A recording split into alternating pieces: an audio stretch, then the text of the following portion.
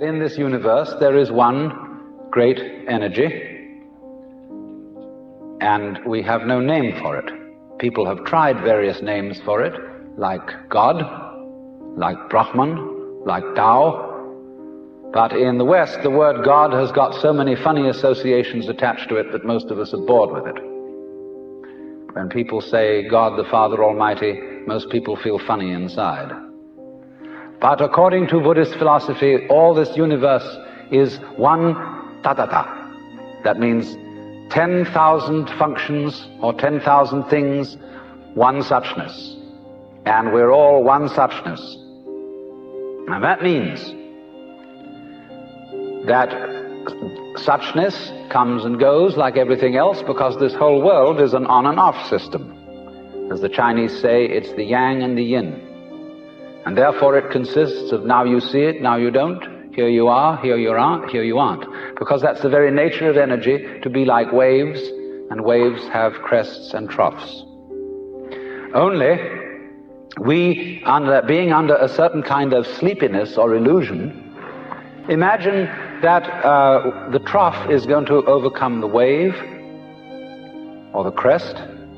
The yin, the dark principle, is going to overcome the yang, or the light principle, and that off is finally going to triumph over on. And we, shall I say, bug ourselves by indulging in that illusion. Gee, supposing darkness did win out, wouldn't that be terrible? And so we're constantly trembling and thinking that it may, because after all, isn't it odd that anything exists?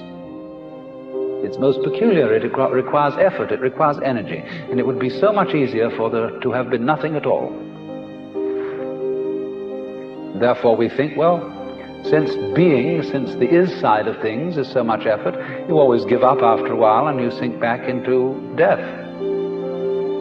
But death is just the other face of energy, and it's the rest, the not being anything around, that produces something around, just in the same way that you can't have solid without space, or space without solid.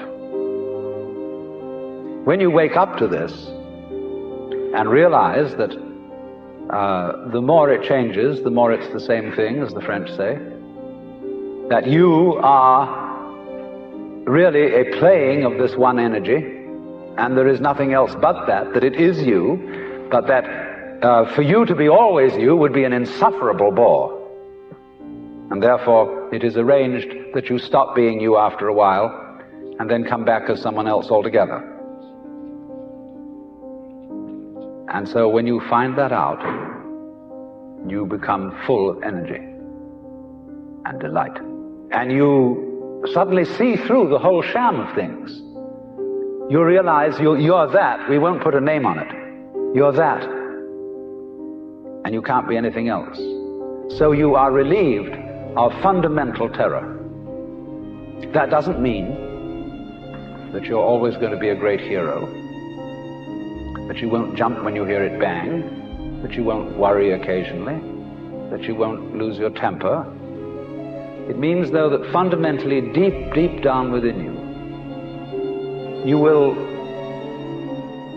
be able to be human in the pains, difficulties, and struggles that naturally go with human existence. But to have no hang-up, that is to say, to be able to drift like a cloud and flow like water, seeing that all life is a magnificent illusion, a playing of energy, and there is absolutely nothing fundamentally to be afraid of. Fundamentally. You will be afraid on the surface. You will be afraid of putting your hand in the fire. You will be afraid of getting sick. But you will not be afraid of fear. Fear will pass over your mind like a black cloud will be reflected in the mirror.